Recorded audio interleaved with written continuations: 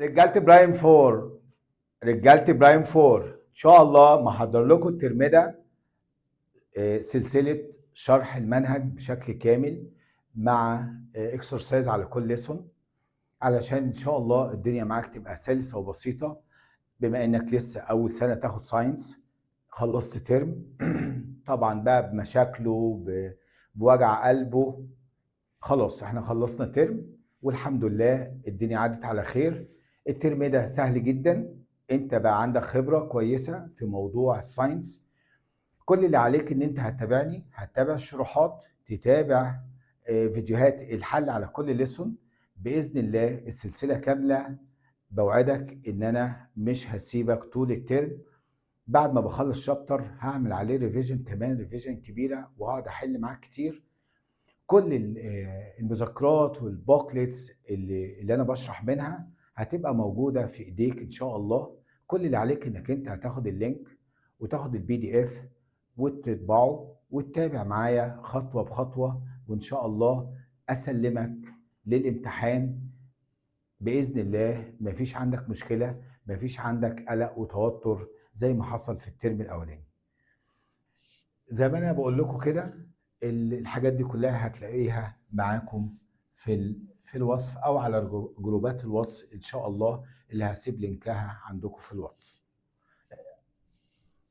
وده إن شاء الله هيبقى موجود في جروبات الواتس اللي موجودة عندكم في الديسكريبشن تحت الفيديو.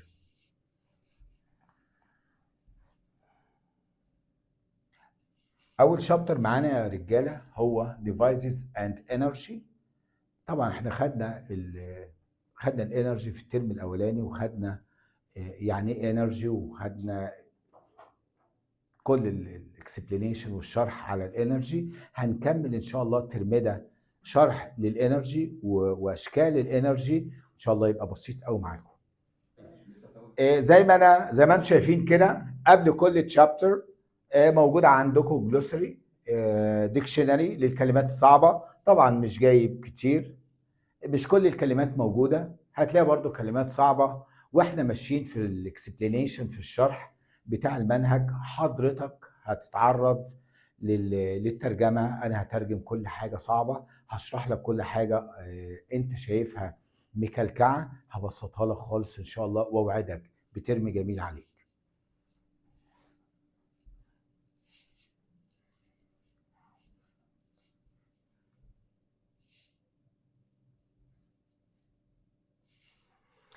موعدنا النهارده مع ليسون 1 برايم 4 الترم الثاني. يلا بينا نبتدي. سموا الله كده. عايزك بقى تحضر لي كوبايه الكابتشينو بتاعتك كده، وتقعد وتقفل الدنيا.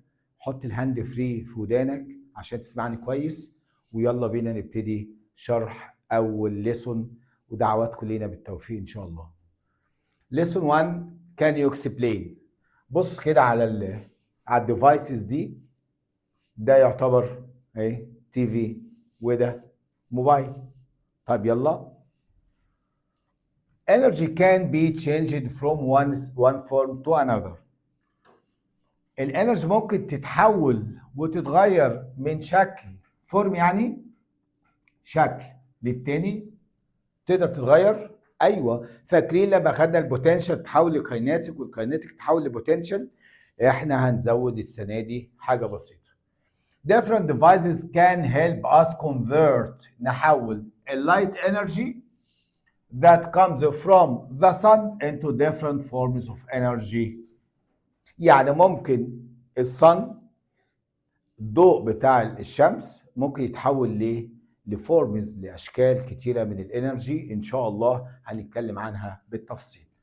طيب، ملحوظه هنا صغيره يا رجاله. لما اكتب حفظ ورقه وقلم، معناها ان حضرتك هتمسك اللي جوه الريكتانجل ده، جوه المستطيل، وهتكتبه مرتين ثلاثه، بحيث ان انت تعرف تعبر عن الاسئله اللي هتجيلك. ساعات يا رجاله بنبقى فاهمين السؤال بس مش عارفين نعبر.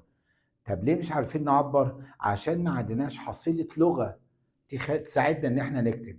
فعشان كده انا فكرت، واتمنى ان ربنا يوفقني في دي، ان الجزئيه اللي انا اقول لك عليها حفظ ورقه وقلم، يا ريتك تكتبها مرتين 3 مع تكرارها بفويس عالي، ودانك تسمع وايديك تكتب، تحفظ كويس. يجي لك سؤال، يجي لك مثلا حد عايز يقول لك طب اشرح لي، قول لي، تعرف تقول. طيب batteries inside toys are the source of chemical energy. الباتري يا رجاله بيبقى جواها مواد كيميائيه، المواد الكيميائيه دي بيتخزن فيها chemical energy. بتخزن فيها ايه؟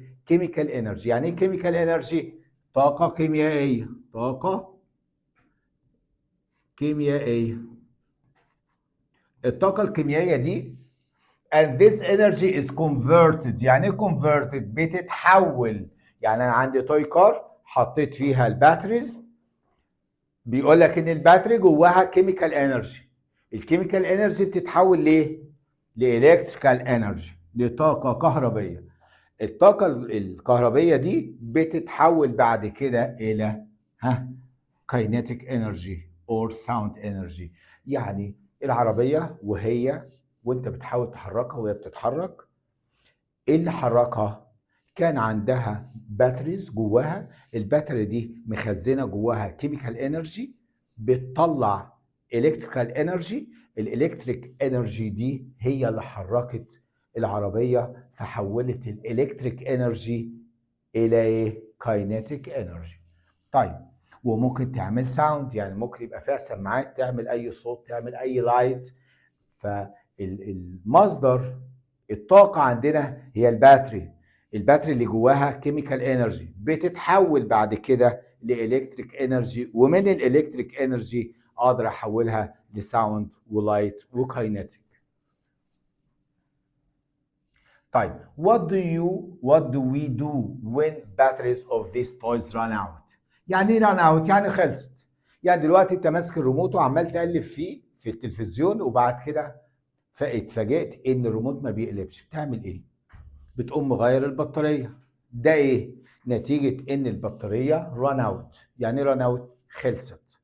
طب لما الباتري اللي فيها ران اوت بتعمل ايه؟ باتريز كان بي ريتشارجد. في بعض البطاريات يا رجاله، بعض حجاره البطاريه ممكن ريتشارجد، ممكن اشحنها by connecting the device to a nearby charger. ممكن اوصلها زي بطاريه الموبايل كده واقدر اشحنها. طيب all by replacing the old batteries with the new ones. او ممكن اغير بطاريه زي بتاعت الريموت، اشيل القديمه واحط مكانها الجديده. يبقى يا رجاله يقول لك what happened؟ the batteries of the toy run out. خلصت، او الشحن اللي فيها خلص. فعندك حلين، يعمل لها ريتشارجنج اعاده شحن، يا اما اعمل لها ريبليسنج ارميها واجيب واحده نيو. تمام. طيب مارس اكسبلوريشن روفر دي يا رجاله دي صوره المارس اكسبلوريشن روفر. كلمه روفر معناها مركبه.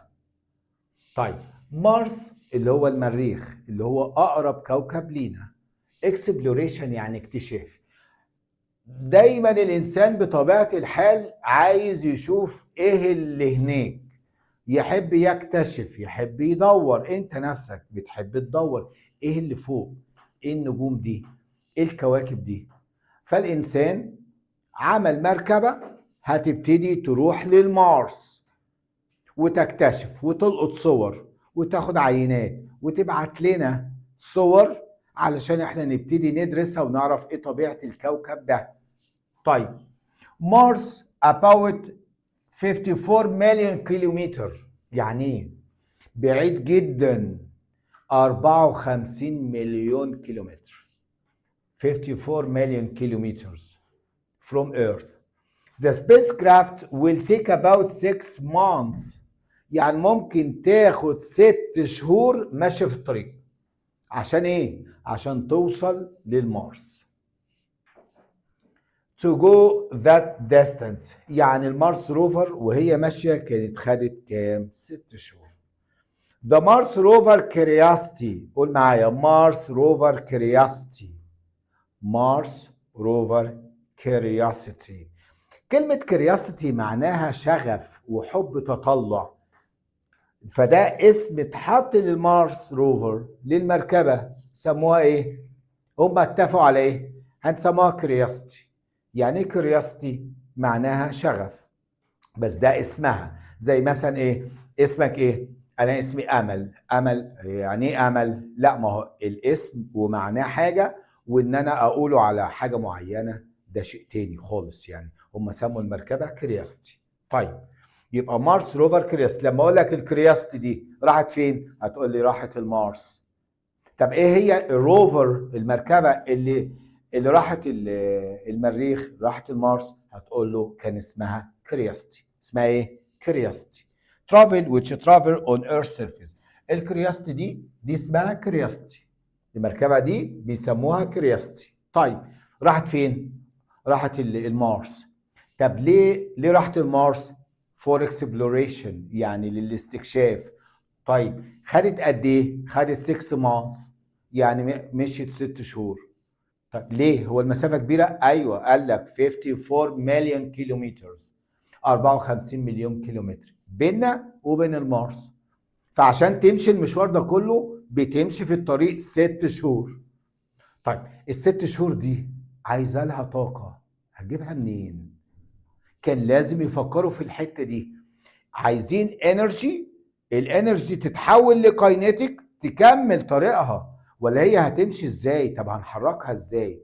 طب نحط لها بطاريه. طب البطاريه اللي هتتحط لازم يكون عندها ميزه ان هي كان بي ريتشارجد، اقدر اشحنها تاني. طب اشحنها ازاي؟ طب اوصل لها سلوك تتشحن بيها. طب السلوك دي هتفضل ماشيه 54 مليون. طب اعمل ايه؟ هنا بقى كانت التحدي قدام العلماء، ازاي يحصلوا على انرجي للروفر دي في طريقها ال6 شهور لغايه ما تروح المارس. ده وكمان هي هتروح تقعد؟ لا، ده هي هتروح تتحرك، هتروح تكتشف. بقى معنى كده ان هي محتاجه كمان انرجي علشان فين؟ عشان تروح تتحرك هناك. فكان الحل ايه؟ تفتكر الحل ايه؟ يلا نشوف كده. بيقول لك these robot like remote control toys. يعني ايه ريموت كنترول؟ كلمة ريموت معناها عن بعد. طب كنترول، تحكم. يعني لما ماما تقول لك هات الريموت، لا على فكرة الريموت دي معناها عن بعد. اسمها يا ماما ريموت كنترول، تحكم عن بعد. يبقى الريموت مش معنى كده ان هو ده الاسم، لا لا لا، ده غلط. ريموت كنترول معناها التحكم عن بعد. يبقى مش كلمة ريموت.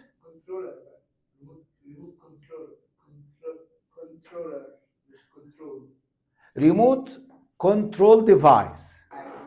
ريموت كنترول ديفايس. تمام. يبقى ريموت كنترول تويز يعني اللي هي الالعاب التحكم فيها عن بعد. require energy، عايزه طاقه. to be operated، عشان تشتغل. but the batteries used in toys cannot be used in these robots.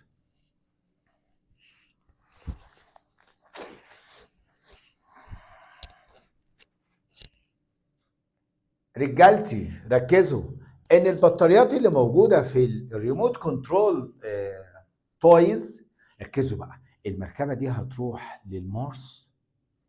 المركبه دي هتروح للمارس.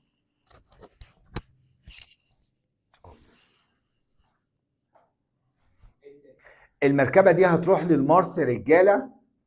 هنتحكم فيها ازاي؟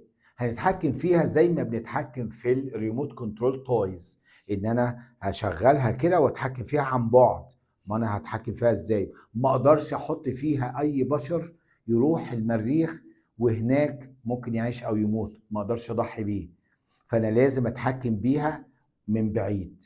طب اتحكم فيها من بعيد ازاي؟ نفس الفكره بتاعت التوي ريموت كنترول توي كارز. اي ريموت كنترول تويز بتحكم فيها عن بعد. حلو، خلاص حلينا المشكله دي. طيب انا هجيب لها بطاريات ازاي؟ قال لك حط فيها بطاريات التوي كار، قال لك مش نافعه بتخلص، ران اوت. طب انا احط في الروبوت ده ايه؟ فبيقول لك ان الباتريز اللي جوه التويز cannot be used in these robots. ليه؟ as they are too distant. هتمشي مسافه بعيده from a store or recharger او charger or a charger plug on earth. المسافه اللي هتمشيها بعيده جدا. طب لا اقدر اوصلها بسلك، ولا حتى هي قريبه من اي ستور، من اي محل يقدر يوصل لي او يديني بطاريه جديده. طب هنعمل ايه؟ نفس الكلام، لسه ما حليناش الازمه ان الروبوت مشي مسافه كبيره والبطاريات اللي انا بستخدمها في الريموت كنترول تويز دي مش نافعاه عشان هتخلص في الطريق. يعني لو خلصت هترجع تاني؟ ما طبعا مش عقل. طب قال لك ايه؟ What is the source of energy that Curiosity rover needs to be operated؟ يعني ايه بقى مصدر الطاقة اللي الكرياستي دي هتحتاجها عشان تشتغل؟ to be operated عشان تشتغل او عشان نشغلها. Curiosity exploration rover uses solar panels. ألواح شمسية. ايه بقى الألواح الشمسية دي؟ هي عبارة عن نوع من أنواع الإزاز ينزل عليها الصنلايت تتحول ليه؟ أو تحول الصنلايت لإلكتريك إنرجي، يعني تدينا طاقة كهربائية. ده اسمها إيه؟ سولار بانلز. سولار بانلز. يبقى عشان المارس روفر كيوريوسيتي تحل أزمة الطاقة عندها استخدمت حاجة اسمها سولار بانلز. والسولار بانلز قلنا ان هي عباره عن نوع من انواع الازاز اللي بيحول السانلايت لالكتريك انرجي. طبعا من الالكتريك انرجي خلاص انا اقدر اشغل بقى الكمبيوترز اللي فيها والكاميراز والمايكس، المايكات اللي فيها عشان تسجل لي اي صوت، اي فيديو، اي تاخد تيك اني بيكتشرز. يبقى كده انا حليت الازمه. جبت السولار بانلز. ايه هي بقى السولار بانلز؟ نوع من انواع الازاز بيحول السانلايت لالكتريك انرجي، ومن الالكتريك انرجي اقدر اشغل كل الديفايسز اللي جوه الروبوت، اللي جوه الروفر، جوه المركبه. يبقى استخدمت سولار بانل and long term batteries. بطاريات طويله المدى. يعني ايه طويله المدى؟ يعني تقدر خلاص ما وقف. يعني ايه بطاريات طويلة المدى؟ يعني بطاريات تاخد وقت طويل شغالة، اسمها لونج تيرم باتريز. لونج تيرم باتريز يعني بطاريات طويلة المدى. طيب which are charged by solar energy. يعني كمان مش بتقعد فترة طويلة، لا ده اقدر اشحنها كمان. اشحنها منين؟ من السولار، باي سولار انرجي، عن طريق السولار بانلز. يبقى معنى كده ان انا في الروفر حطيت فيها باتريز بس لونج تيرم، يعني بتقعد فتره كبيره. وايه تاني؟ وكمان كان بي ريتشارجد، اقدر اشحنها من خلال السولار بانل. كده انا قدرت ان انا احافظ على ان انا يبقى لي سورس اوف انرجي طول الست شهور اللي انا رايحها للمارس. as a source of energy where. يعني هو ابتدى يعمل لك دايجرام اهو يوضح لك ايه اللي بيحصل عشان احصل على الانرجي خلال الست شهور اللي انا رايحها. السولار انرجي اللي جايه منين؟ جايه من الصن، بتنزل على السولار بانلز. والسولار بانلز قلنا دي اللي هتدينا الالكتريك انرجي. طيب اشمعنى اعتمدنا على الصن؟ الصن موجوده ما بتختفيش، وهو ماشي في الطريق هو اوريدي الصن معاه ما راحتش في حته. فعشان كده دايما السولار بانل عليها sunlight. السنلايت هيدينا دايما الكتريك انرجي من خلال السولار بانل، هتتحول لالكتريك انرجي used to charge batteries.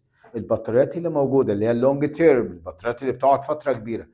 عايز اقول لك كده، لو سالت اي حد كبير وقلت له هو الموبايل النظيف بتبقى بطاريته بتقعد كتيره ولا قليله؟ فيقول لك لا، ده الموبايل الوحش هو اللي بطاريته بتخلص بسرعه. صح؟ مش انت بتحس كده؟ اول ما الموبايل بطاريته تقعد فتره كبيره يبقى ده موبايل كويس. احنا بقى ما خدناش اي باتري من الباتري بتاعت الموبايلات التعبانه بتاعتكم دي، احنا خدنا لونج تيرم باتريز بتقعد فتره كبيره. طب بتخلص؟ ايوه ما هتخلص، بس هتتشحن. تتشحن بايه؟ بالسولار بانلز.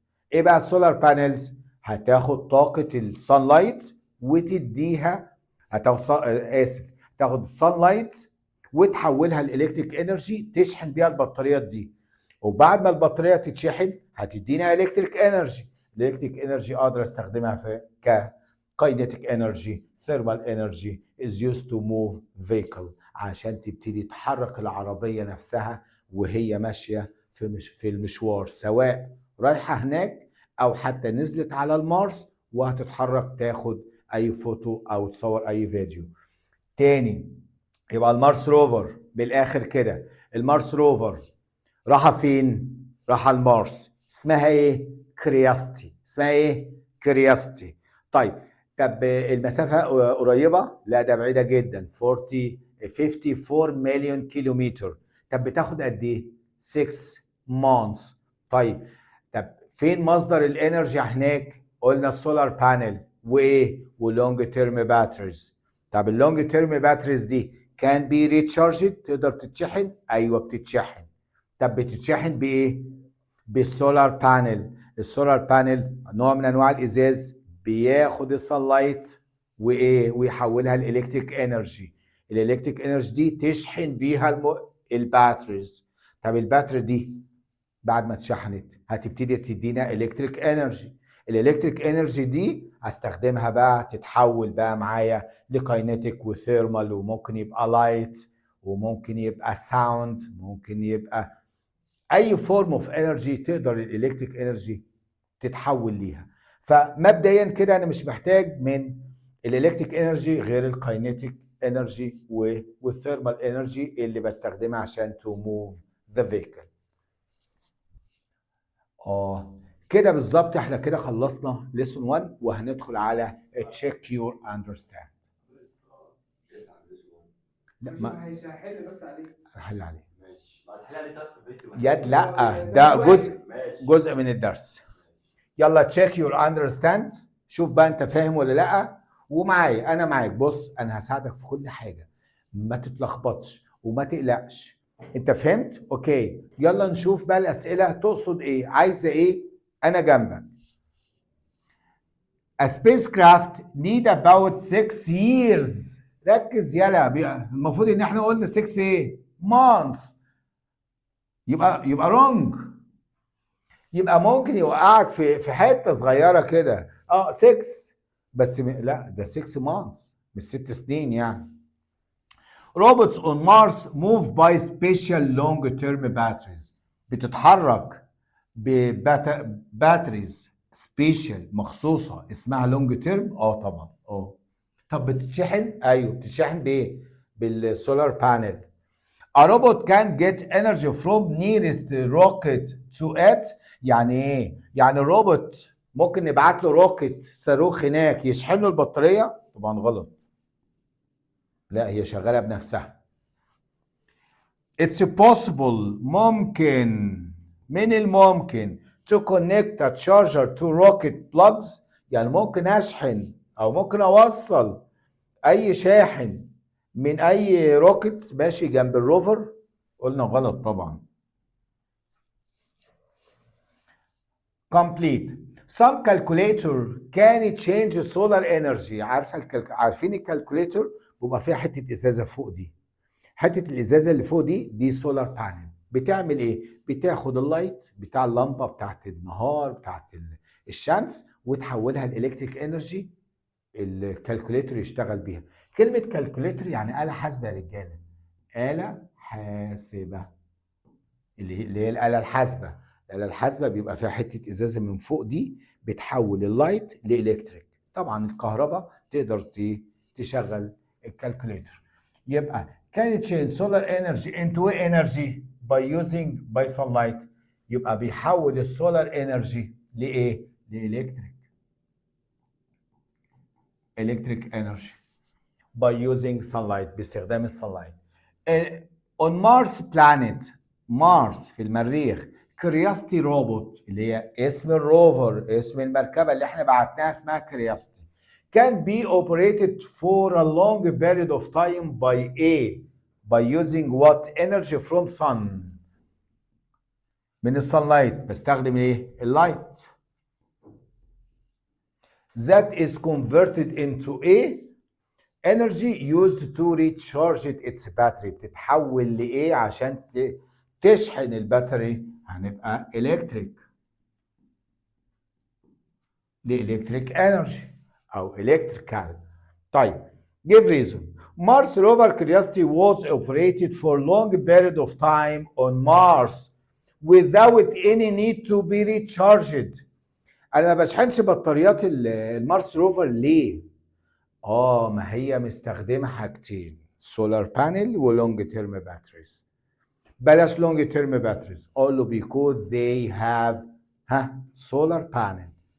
because او due to يا برايم 4 واحد، هنكتب because، وفي وقت تاني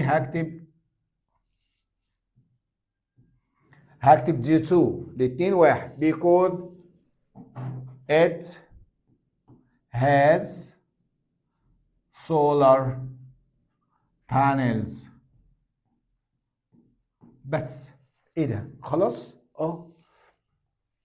يبقى ما بتتشحنش ليه؟ عشان عندها سولار بانل بتاخد السانلايت وتحوله لالكتريك انرجي. What happened? Solar calculator were exposed to sunlight. ايه اللي هيحصل للسولار كالكوليتر لما تتعرض؟ exposed ليه؟ يعني تتعرض. لما تتعرض للسانلايت هتحول اللايت لالكتريك. يبقى اقول له ايه؟ convert sunlight into electric. هتحول السانلايت لالكتريك. طب يلا رأي scientific term. The source of energy in some toys that store chemical energy. مصدر الطاقة اللي جواها chemical energy معروفة طبعا، اللي هي الايه؟ البطارية. The energy produced from battery. ايه الانرجي اللي طالعة من الباتري؟ كيميكال دي اللي متخزنة فيها يا ابني. امال البطارية جواها كيميكال بتطلع ايه؟ يبقى كلمة produced يعني بتنتج، يعني بتطلع. يبقى الطاقة اللي بتطلع من الباتري electric energy.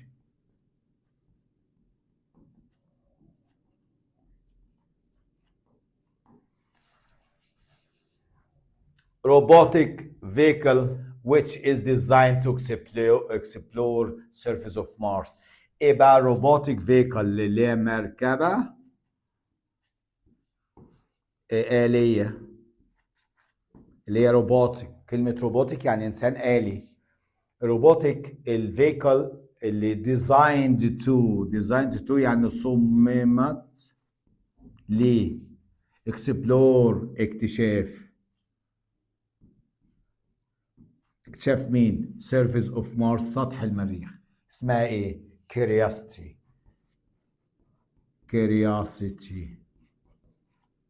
rover، مركبة الكرياستي. تمام كده يا رجاله، احنا خلصنا ليسون 1. ان شاء الله تتابع معايا فيديو الاكسرسايز على ليسون 1 ان شاء الله في الفيديو الجاي. كنت معاكم مستر محمد الشهاوي، اتمنى ان انتم تكونوا استمتعتم بالفيديو، والسلام عليكم ورحمة الله وبركاته.